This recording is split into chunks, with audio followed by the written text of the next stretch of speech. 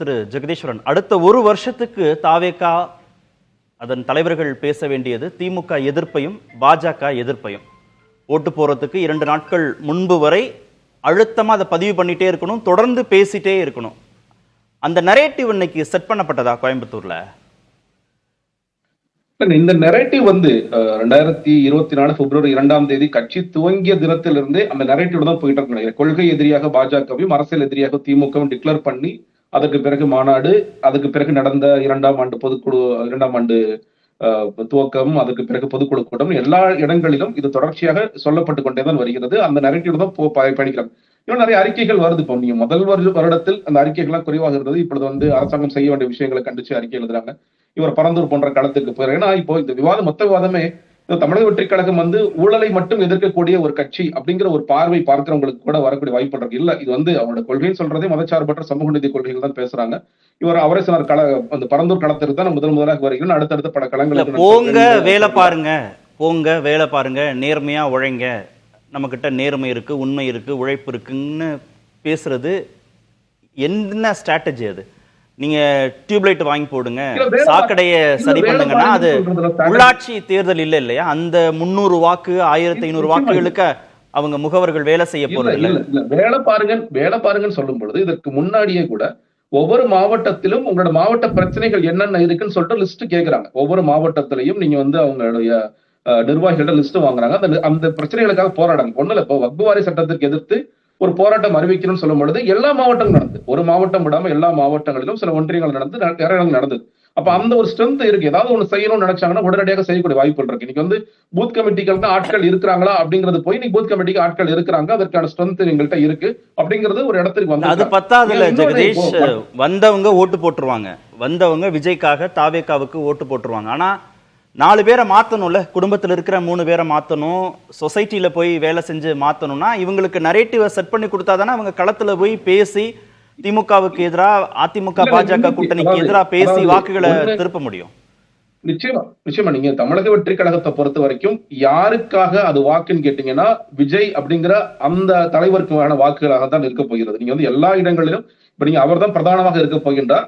நீங்க அவர் என்ன சொல்கிறார், அவர் என்ன பேசுகிறார், அவர் என்ன கொள்கைகளை முன்னிறுத்துகிறார்ங்கிற பொறுத்து தான் இருக்கு. அதனாலதான் நீங்க களத்திற்கு அவர் வர வேண்டும், அவர் வர வேண்டும்.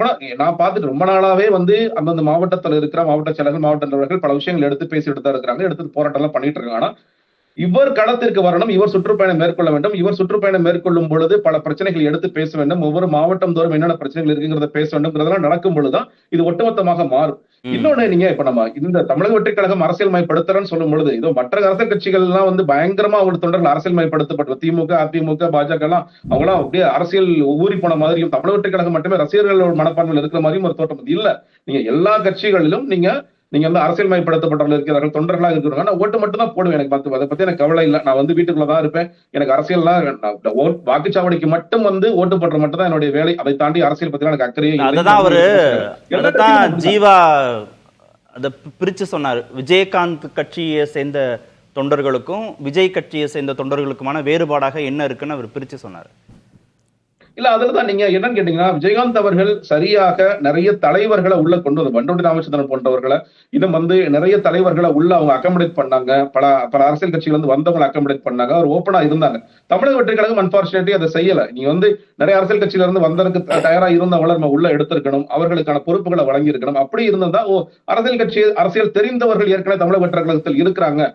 இது முழுக்க நீங்க இப்ப என்ன பிரச்சனைனா, இந்த ரசிகர் மன்றத்தில் இருந்து இருந்தவர்கள், மக்கள் இயக்கமாக இருந்தவர்கள் அப்படியே மாவட்ட செயலராக மாறும் பொழுது இது அந்த தோற்றம் கொடுத்துட்டே இருக்கு.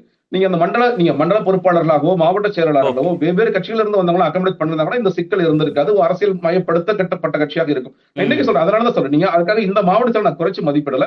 இவர்களுக்கும் விஷயம் தெரியும். ஆனால் முழுக்க நீங்க 100% இது எல்லா கட்சிக்குமே பொருந்தும். எல்லா கட்சியில இருக்கிற எல்லாருக்குமே 100% திமுக தொண்டர் கேட்டு கொள்கையெல்லாம் வரிசையா வாசினா சொல்லிடுவாரான்னு சொல்ல மாட்டார்.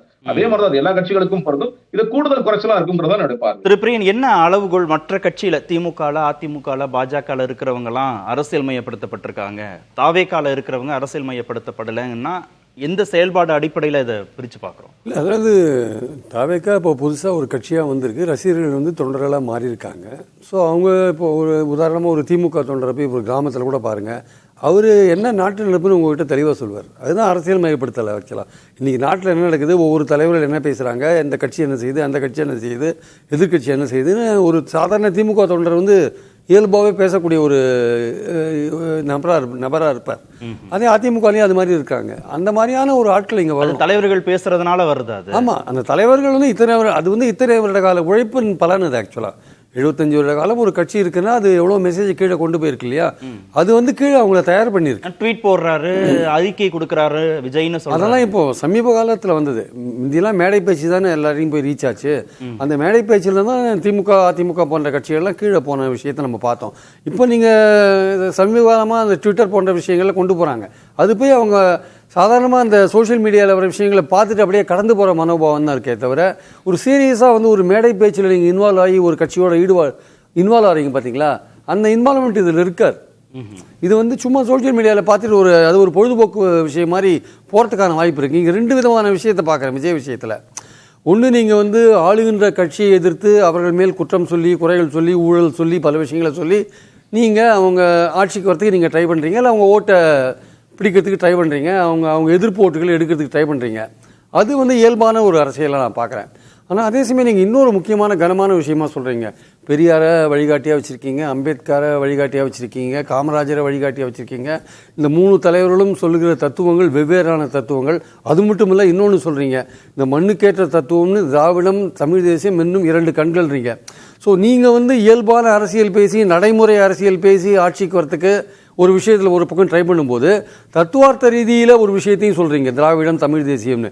இன்னொன்று வந்து கனமான தலைவர்களை வந்து உங்கள் வழிகாட்டியாக வச்சுருக்கீங்க. அப்போது நீங்கள் உங்கள் ரசிகர்களுக்கும் தொண்டர்களுக்கும் கொண்டு போக வேண்டிய விஷயம் 2 விதமாக இருக்குது ஆக்சுவலாக. ஒன்று நடைமுறை அரசியல் சம்மந்தப்பட்ட ஒரு விஷயம், இன்னொன்று வந்து தத்துவார்த்த ரீதியில் நீங்கள் கொண்டு போக வேண்டிய விஷயம். இப்போ தத்துவார்த்த ரீதியில் நீங்கள் இதுவரையும் உங்கள் ரசிகர்களுக்கு என்ன கொண்டு போயிருக்கீங்க, உங்கள் தொண்டர்களுக்கு என்ன கொண்டு போயிருக்கீங்க? நீங்கள் சும்மா மேடையில் வந்து மரியாதை செலுத்தலாம் போறாது, என்ன கொண்டு போயிருக்கீங்க? அதற்கான ஆட்களே இல்லைன்னு அங்க இல்ல, செகண்ட் லைன் லீடர்ஷிப் அங்க இல்ல சார். அது இன்னொரு பாயிண்ட். அடுத்தது வந்து விஜய்க்கு அடுத்தது யாரு? புசி ஆனந்த் பாண்டிச்சேரி ஆசாமி. அவருக்கு வந்து தமிழ்நாட்டில் எந்த இடத்துல அவருக்கு செல்வாக்கு நமக்கு தெரியாது. அவரு ரசிகர் மன்றத்தோட தலைவர். தமிழ்நாட்டுக்கு வந்தாச்சு, ரேஷன் கார்டுல இருந்து அவர் வந்து ரசிகர் மன்ற தலைவராக இருக்காரு. அவர் வந்து இன்னும் தமிழ்நாட்டை முழுக்க அறிந்திருப்பாரான்னு என்பது எனக்கு சந்தேகமா இருக்கு. ஸோ ஓகே, அவர் இருக்கார், அவரை பற்றி நம்ம மதிப்பீடு நான் குறைவாக பண்ணல, அவருக்கு எல்லாமே தெரிஞ்சிருக்குன்னே வச்சுக்கலாம். ஆனால் ஒரு செகண்ட் லைன் லீடர்ஷிப்னு ஒன்று இருக்கணும்ல. சீமானுக்கும் அதான் பிரச்சனை ஆக்சுவலாக. செகண்ட் லைன் லீடர்ஷிப் இல்லாத ஒரு முக்கியமான பிரச்சனை.